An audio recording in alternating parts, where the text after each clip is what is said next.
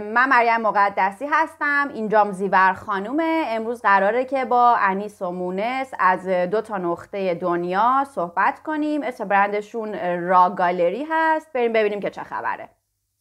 خب من فکر کنم همین که از 3 نقطه دنیا داریم حرف میزنیم یه چیزایی مشخصه که چه خبره دیگه کلا، ولی میخوام که خودتون شروع کنین. حالا اینکه کدومتون میخواین شروع کنین هم به عهده خودتون میذارم، ولی بگید که کلا داستان را از چه قراره، چرا تو الان ترکیه ای، چرا انیس یه جای دیگه است، منم که سفرم دیگه. خب حالا هر کدومتون که میدونین شروع کنید و داستان را رو برای ما تعریف کنید. خب داستان را که خب بخوام اگه به داستان تعریفش کنیم، را با من شروع شد و انیس اصلا موقع نبود. من هم که موقعی که شروع کردم تنها نبودم. اون موقعی که راه شروع شد و این اسم انتخاب شد و اصلا الان میگم برند، ولی اون موقع میگفتم برند، ولی اون موقع برند نبود واقعا. ما الکی بهشون گفتیم برند. شروع کردیم، من با یکی از همکلاسی دانشگاه هم شروع کردم این کار رو و بعد از هم 1 سال 1 سال و نیم بعد از 1 سال 1 سال و نیم فعالیتمون با هم، بعد از مجموعه کار هندسی که اولین مجموعه بود و حالا ایونتش هم برگزار شد و همه کارش انجام شد، جدا شدیم از هم و طی توافقی هم که کردیم صفحه و این اسم موند برای من. بعد من تنهایی کار رو ادامه دادم. این اولین شریک من بود. دومین شریک من فقط در واقع شریک مالی بود.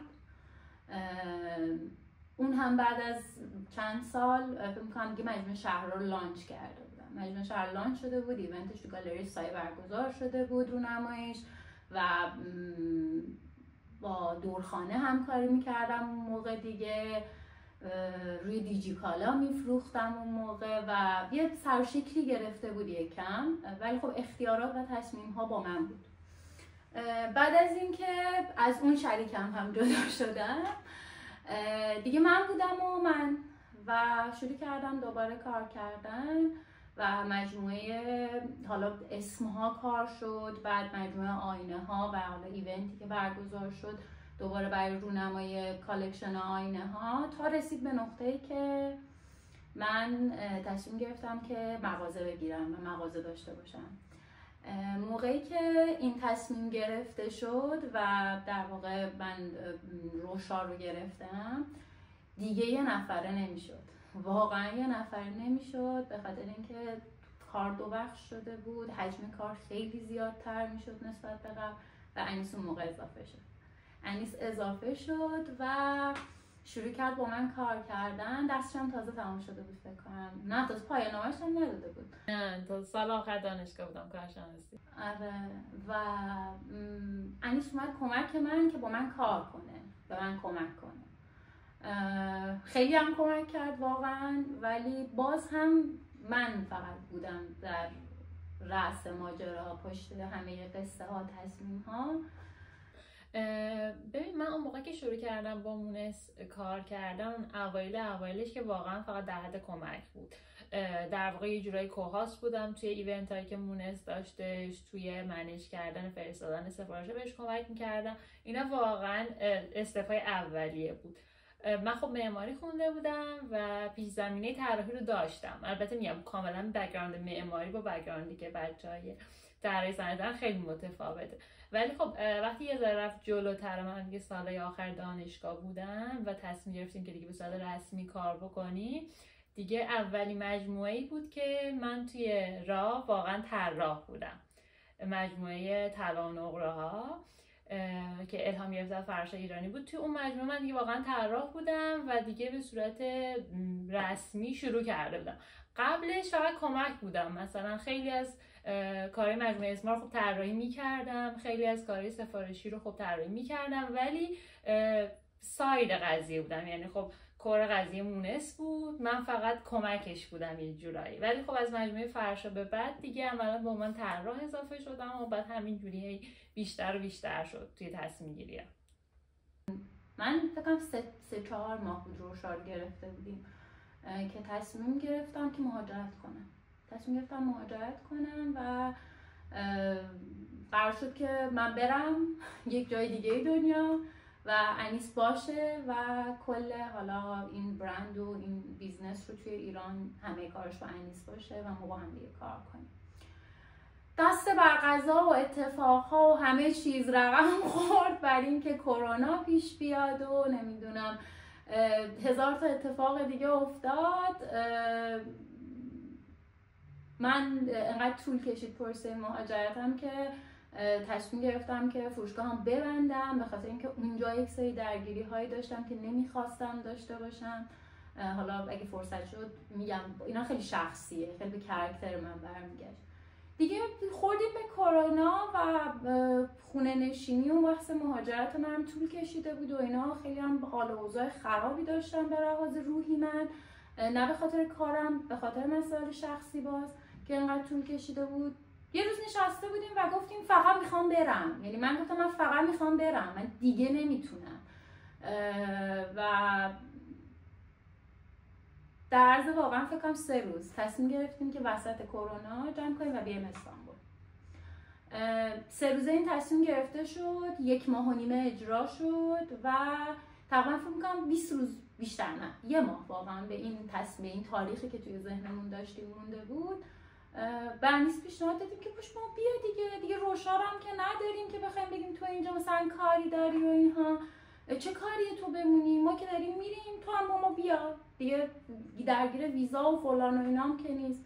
و انیس خیلی شوخی و بدون هیچ تصمیم از پیش تعیین شده با ما اومد و از موقعی که ما اومدیم استانبول انیس دیگه شد یک پای ماجرا. یعنی دیگه اینجوری نبود که من تصمیم ها رو فقط بگیرم، من همه کارها رو بکنم و انیس کمک کننده باشه. انیس شد یک پای ماجرا و یه نقطه قوتی برای من، چون من واقعا فرسوده شده بودم دیگه و یک انرژی جدید، یک نیروی تازه نفس که هم فکر خیلی کمک کرد. بسیار عالی. خب من میدونم که من میدونم بعد مهاجرت برای کار کلی چالش داشتی، به نظر من که خیلی هیجان انگیزه و من فکر میکنم که بقیه هم دوست داشته باشن بشنونش. میخوام که یه جور مفصلی بگیش، منظورم نیست که اغراق بکنی توشا، ولی اون چیزی که با پوست و گوشتت لمس کردیش، این که همه فکر میکنن که وقتی مهاجرت میکنی کار پیدا کردن خیلی راحته، بلافاصله میتونی، شاید برای بعضی مشاغل راحت باشه، ولی میدونم که تو حیطه کاری ما حداقل اینطوری نیست، به خاطر سبک کاریمون، حالا متریالی که استفاده میکنیم و خیلی چیزای دیگه که خودت بهتر میدونی. میخوام راجع به اینا صحبت بکنی.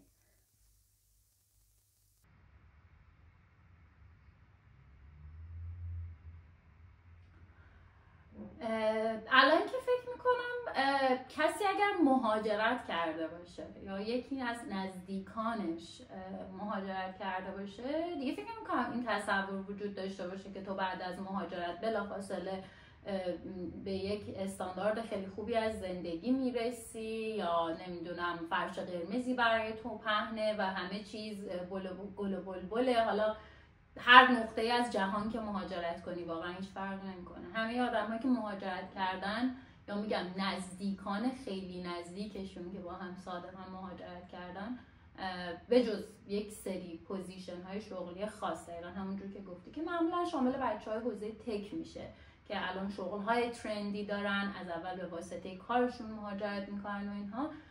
1 سال اول مهاجرت فکر میکنم برای همه کابوسه.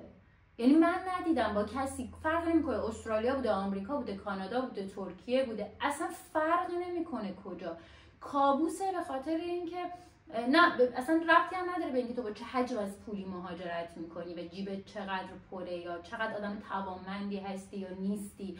مسئله سر اینه که همه چیز ناشناخته است. تو نمیدونی، ما نمیدونم یه نفر 20 سال 25 سال 30 سال توی سرزمین خودش توی شهر خودش زندگی میکنه، کانکشن ساخته، دوست آشنا رفت آمد، قلق زندگی کردن، چیزای کوچولو حتی، و همه اینها یهو جدید میشه و برای ما خنده داریش به این بود که هم من هم انیس از بچگی خب زبان انگلیسی میخوندیم و موقعی هم که رفتیم دانشگاه دیگه تموم شده بود دیگه زبان انگلیسی، ما واقعا مثل مدرسه کلاس زبان میرفتیم.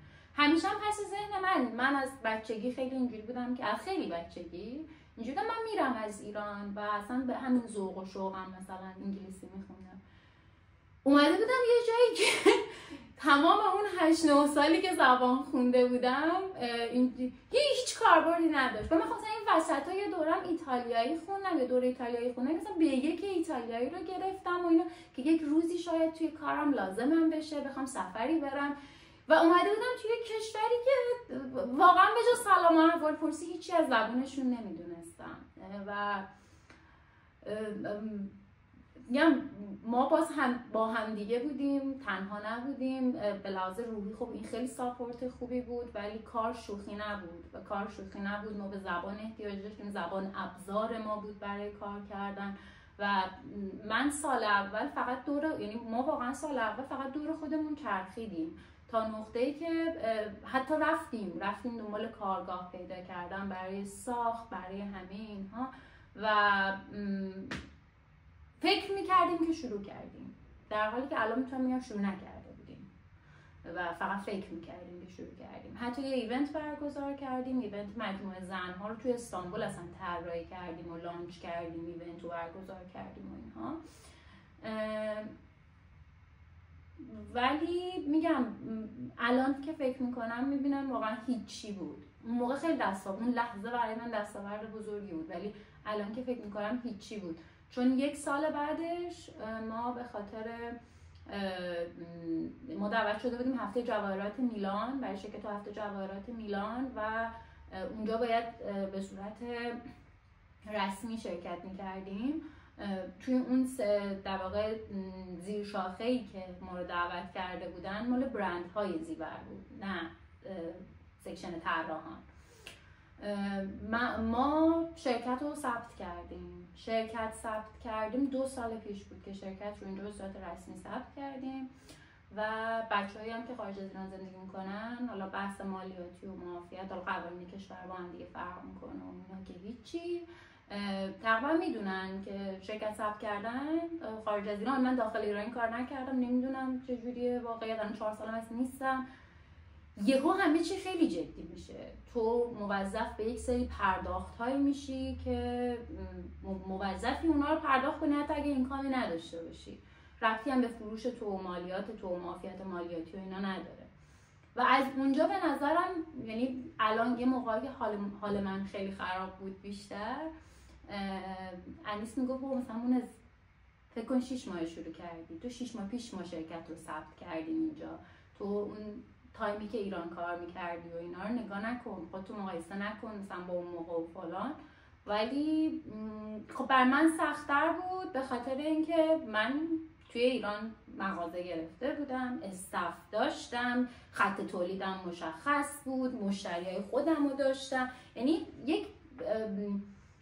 یک نمیخوام بگم جا افتادگی، یک بلوغ، ولی واقعا دوره نوجوانی کار من گذشته بود و به تایمی رسیده بود که قرار بود ثمر بده و من اصلا برای همین تصمیم به مهاجرت گرفته بودم اون اول. یعنی هم من گفتم تو دیوانه ای، تو تازه مثلا مغازه گرفتی، تازه اینجوری کردی اونجوری کردی، الان یاد افتاد مهاجرت کنی. و من اینجوری خواستم انیس هستش اینجا اینو نگه میداره و ادامه میده، من باید برم و یک کار دیگری بکنم.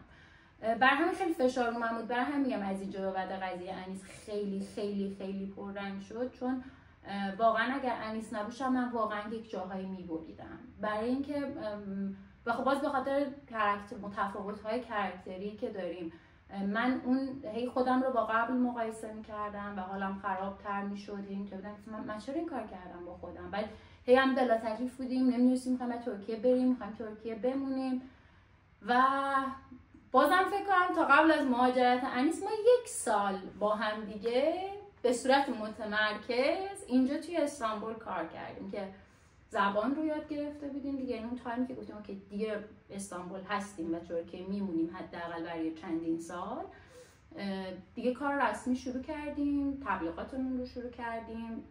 تمام خط تولید استانبول رو مدیون انیس هستیم ما، به خاطر اینکه انیس زبان ترکیش خیلی زودتر از من راه افتاد، خیلی زودتر من راه افتاد و کارگاه پیدا کردن، سازنده پیدا کردن، خودت میدونی چه جوریه، یعنی همه بچه‌ها که کار میکنن میدونن چه جوریه.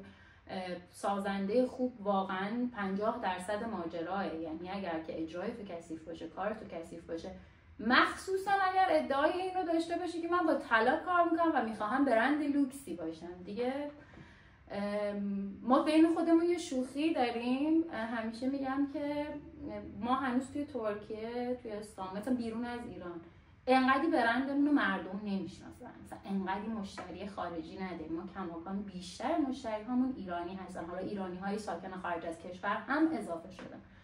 ولی توی بازار کافالی چارشی استانبول تو قسمت طلا شما برین همه میگن 2 تا خواهر ایرانی هستن که اینجا دارن. یعنی واقعا اونا ما رو اذیت کردن و ما هم کوتاه نیومدیم. یعنی فکر کنم انیس رو که همه میشناسن، یعنی انیس که رفت از استانبول رفت و من خودم میرفتم دیگه، آتلیه میومدم و اینا دیگه. ما الان یه آتلیه ثابت داریم که باهاشون کار میکنیم. یه موقعی کار ریزی پیش میومد، مثلا یه نفر میومد تو آتلیه و اینا، یه سر من اینجوری نگاه میکرد و اینجوری میکرد تو خواهر اون دختر ایرانیه نیستی؟ چقدر باحال. یعنی پس خودتون، یعنی اصلا منهای کاره خودتون، به نظرم این 2 نفره بودنتون خودش برند شده در واقع. یکی دلیلش هم موهامونه واقعا. تا پس من درست گفتم دیگه. خیلی خوبه. آخه فرهنگ ترکا واقعا یه فرهنگ عجیب غریبیه. حالا اگر که اومده باشین ترکیه حس میکنین به مرور، مثلا موقع کار کردن، که ما فکر میکنیم توی ایران شرایط واسه زن‌ها محدوده، ولی 100 برابر این دید جنسیتی تو ترکیه بیشتره و خیلی سخت به تو اجازه میدن که کار بکنی، تو رو به رسمیت بشناسن. یعنی همین پروسه پیدا کردن آتلیه توی استانبول، مونس خودش یادشه دیگه. ما واقعا بدون اغراق 6 ماه درگیر این قضیه بودیم و واقعا اگر یک ذره شل میگرفتی، چون خیلی، حالا اگر دیده باشین خیلی آدمایی هستن که تون صداشون بلنده، به خاطر حالا نمیدونم آلفابتشونه، به خاطر نوع فرهنگشونه، و اگر که بخوای اجازه بدی که صدای تو از اونا پایین تر باشه، یه جورایی میتونم بگم که باخت دادی توی بازار و مجبوری که پا به پای اونا واقعا صدا تو ببری بالا. یه چیزی تو پرانتز من بگم، البته انیس مثلا داره اینو میگه، من یه چیزی که میخوام اضافه کنم اینه که انیس اون موقعی اومد جوین راه شد که میگم شکل گرفته بود یه سری چیزها و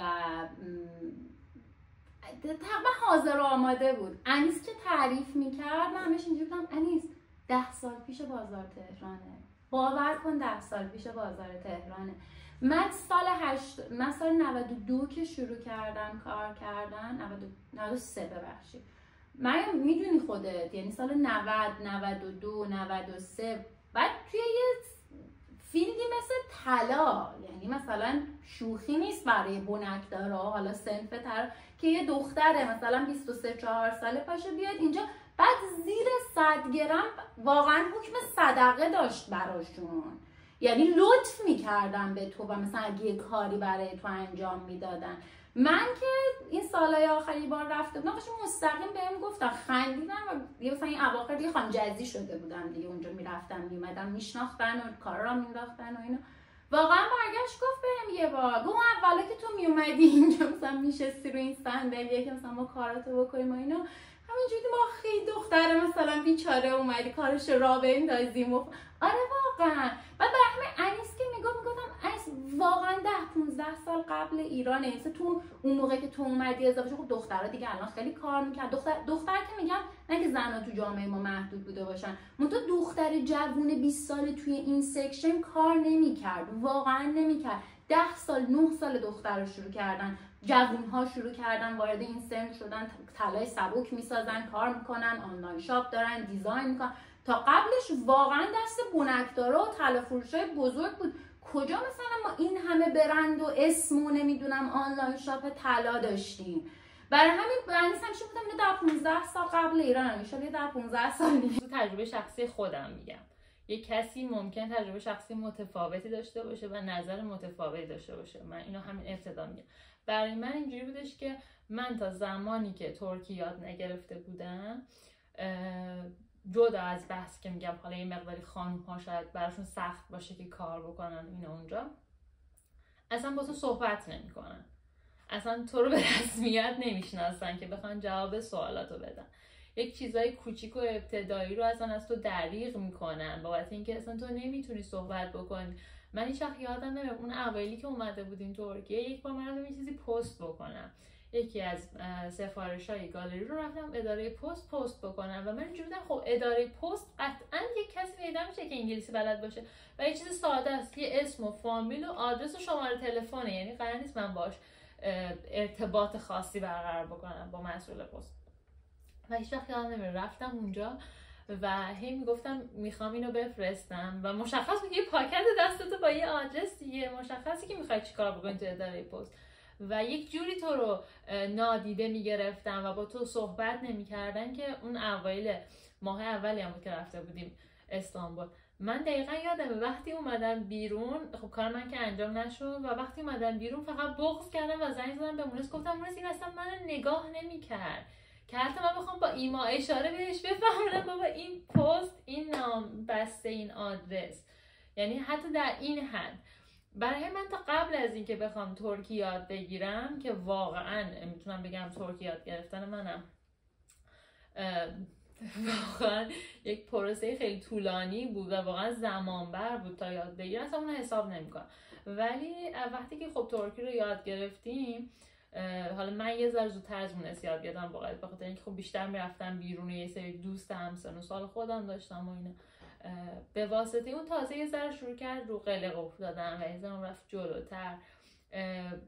ما میتونم بگم توی 2 تا از قسمت‌های این پروسه کاری توی استانبول برای ما خیلی مهم بود. یکیش اون زمانی بودش که ما شرکت دیگه به صورت رسمی ثبت کردیم تو استانبول، یکیش هم اون موقعی بودش که ما با یکی از کانسرفتورهای ترک شروع کردیم به کار کردن. این 2 تا نقطه‌های خیلی بزرگی بودن، ولی توی هر کدوم از اینا تا ما برسیم واقعا پوستمون کنده شد.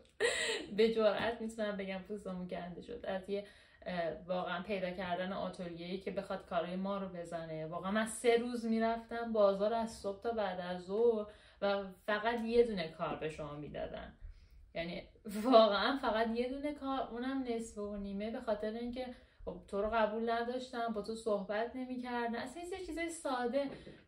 مونس یادشه سیستم مالی توی بازارهای ترکیه با سیستم مالی توی ایران متفاوته، اونقدر چیز پیچیده‌ای نیست. آره اصلا پیچیده نیست. خب یعنی واقعا 2 تا ضرب و تقسیم ساده است که تو فقط باید بدونی این چه می‌دونم x y ضرب در فلان ضرب در فلان عدد.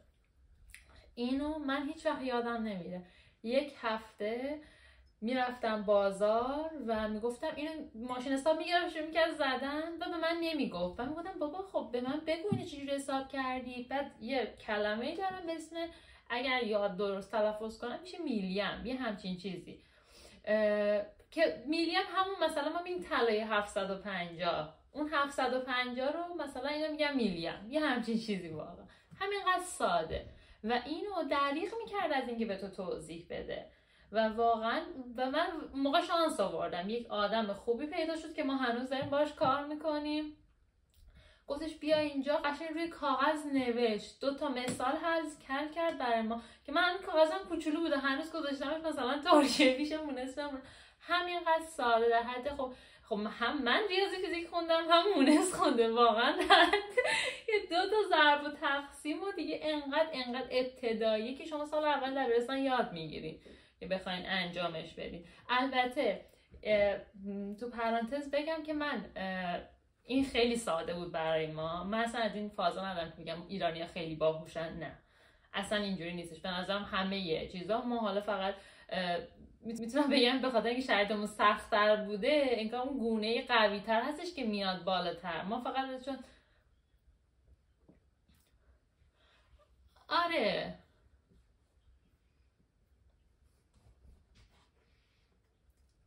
دقیقاً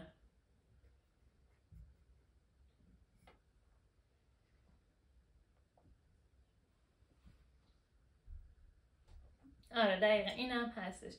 یک چیز ساده ای که من دیده بودم، من اون موقع که تازه رفته بودیم ترکیه یه مدت به عنوان گرافیستم کار میکردم و اصلا به عنوان شغلم یعنی تایتلم بود، با هیچ چیز دیگه کار نداشتم و توی شرکت تولیدی خیلی بزرگم بودش که تو خیلی تعداد بالا کار میکردم، برای صنعت پوشاک بود. هیچ وقت یادم نمیره یک چیز ساده که شما وقتی میخواستیم به مشتری یک نرخی بدین که اصلا جزو وظیفه من نبود، این بود که باید حساب میکردی اون طرحی که تو داری میزنی، مثلا من گرافیست طرحی دارم میزنم توی متراژی که قرار اون چاپ بشه چند عدد چاپ میشه. خیلی واقعا ساده. شما 1 متر رو در نظر بگیرید، 1 در 1. خب شما در نظر میگیرید توی این مساحت چند تا مثلا 20 در 20 جا میشه، 15 در 15 جا میشه. به من هیچ وقت یادم نمیره این فرمول ساده رو که واقعا خیلی طبیعیه دیگه بخوای یاد بگیری و بخوای حساب بکنی. 3-4 تا حالا دختر و پسری که اونجا بودن، مدیرمون داشت به اونا توضیح میداد و گفت اینجوریه، مثلا اگر کسی اومد، مشتری اومد از جایی خاص از اون چیزی بپرسه ما نبودیم، اینه روشش، شما مثلا جوابشو بدین و اینا. و خودشون میزدن به گیجی که مثلا انگار مثلا ما نمیفهمیم، نه وای چقدر سخته. و بعدها که من مثلا وقتی گذشت و به اینا فکر کردم گفتم خب شاید واقعا اون دیدی که اون آقایی که توی بازار بود و اون موقع به من اینو توضیح نمیداد، دیدش اینه که اوکی منم قراره مثل اینا گیج بازی در بیارم که نمیتونن 1 در 1 رو حساب بکنم، پس ولش کن، اصلا خودمو نمیذارم تو دردسر، میگم یه روش سختیه که تو نمیفهمیش و اینکه خیلی چیز ساده ایه. و اصلا یه چیزای کوچیک این مدلی توی این مسیره وجود داره که هیچ وقت کسی نمیاد بگه اوکی. بعد خنده داره ها، از کوچیکیش خنده داره. یعنی تو وقتی داری مهاجرت میکنی و میخوای کار کنی، کار خودت رو راه بندازی، اصلا فکرت به این که مثلا یه چیز اینقدر ریز تو رو 2 هفته از کار بندازه هی سوال باشه نمیکنی. اصلا خیلی عجیبه. مثلا قبلش همه از تو میپرسن که اوکی قراره با چی بفرستی، قراره کدوم کارگاه بسازی، ولی تو وقتی داری کار میکنی هیچ وقت به این فکر نمیکنی که اوکی من رفتم اونجا اینا میخواد مثلا با چه فرمولی حساب بکنی. خب یه چیز ساده است دیگه. توی بازار تهران هم یه فرمول ساده ای دارن که حالا مثلا بهشون خیلی درصدی کار میکنن، خیلی اجرتی کار میکنن، متفاوته دیگه. و تو اینجوری که بابا این چیزای ساده تو رو از پا در میاره. دقیقاً مثل همون چیزای مهاجرته بود که گفتم که من وقتی اومدم اینجا احساس میکردم اسکیل همه چیز کوچیک‌تره. تو هیچ وقت فکر نمی‌کنی داری میری یک جایی اسکیل شهری، یک شهری واسه تو تاثیرگذار باشه، بخواد به تو یک حسی بده. با اینکه من معماری خوندم و یعنی مثلا میدونم که اینا مهمه توی زندگی یک فرد توی بلند مدت، ولی تو وقتی میری یک جایی انتظار نداری که یه همین چیزی بخواد تو رو از زندگی بندازه که. و یه سری چیزای ریز این مدلی جمع میشه و واقعا مثل یه سری وزنه کوچیکی میمونه که به پای تو وصله و تو هی باید خودتو بکشونی که بری جلوتر و در نهایت کسی هم نمیفهمه که تو مثلا این وزنه های ریز مثلا به پای تو بوده و تو داشتی خودتو میکشوندی و در آخر سر همه میگن خب نه مثلا ترکیه که نزدیک ایرانه، کار کردن توی سخت نیستش، مثلا اونایی که فرهنگشون خیلی نزدیک ماه، مثلا شما چجوری میگید سخته؟ و هر چقدر که آدم بخواد توضیح بده یه سری چیزایی رو واقعا نمیشه انتظار داشت که بقیه متوجه بشن تا زمانی که تو اون موقعیت بوده باشن. و من احساس میگم حالا این تجربه شخصی من بود، شاید برای یک نفر اینجوری باشه که نه ما از اول خیلی راحت اومدیم، خیلی همه چیز برامون ایزی بود. من وقتی اومده بودم اینجا یکی از دوستامون هستش که خیلی سال که مثلا زمان دانشجویی اومده بود و داشتم باهاش صحبت میکردم و گفتم که من چون نظر من نسبت به سفرم به استانبول، مدتم که تو استانبول زندگی کردم بود که مردم یه مقداری متعصبن. میخوام بدونم که اینجا همون جوری که میگن هستن یا نه. و این حرف خیلی قشنگی زد، گفتش که خیلی بستگی داره که اولین برخورد تو با اون آدم هایی که تو اون کشور هستن چجوری باشه.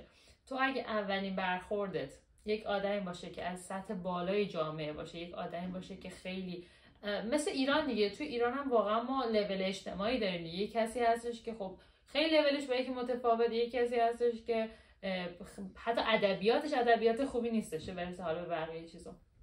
خب اگه شما اولین بار با یک آدمی قرار بگیرید که توی یک جایگاه اجتماعی خوبی باشه، یک ادبیات خوبی داشته باشه، از لحاظ حتی مثلا تجربه اون روز حالش خوب باشه که با شما برخورد میکنه، شما دید کلی که به اون جامعه دارین دید مثبتیه.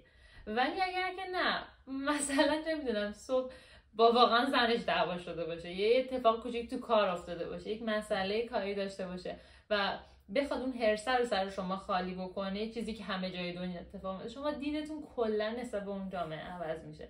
حالا میگم اینم که من دارم صحبت میکنم، همیشه میگم این نظر شخصی منه. من توی ترکیه خیلی دوستای خوبی داشتم، هنوز باشون در ارتباطم، خیلی تجربه‌های خوبی داشتم اونجا، هنوز دارم با اونجا کار میکنم. کارگاهی که ما الان داریم کار میکنیم توی استانبول واقعا آدمای درستین و خیلی کمکمون کردن. مونس میدونه من هنوز زنگ میزنم باهاشون، خیلی چیزا رو صحبت میکنم. ولی چون ناخودآگاه اون تجربه های اولی که شما داریم مثلا به سختی به دست میارین، یه چیزی رو منفی بوده، خاطره اون همیشه برای شما بولتره. این یه چیز ناخودآگاهی که اتفاق میفته.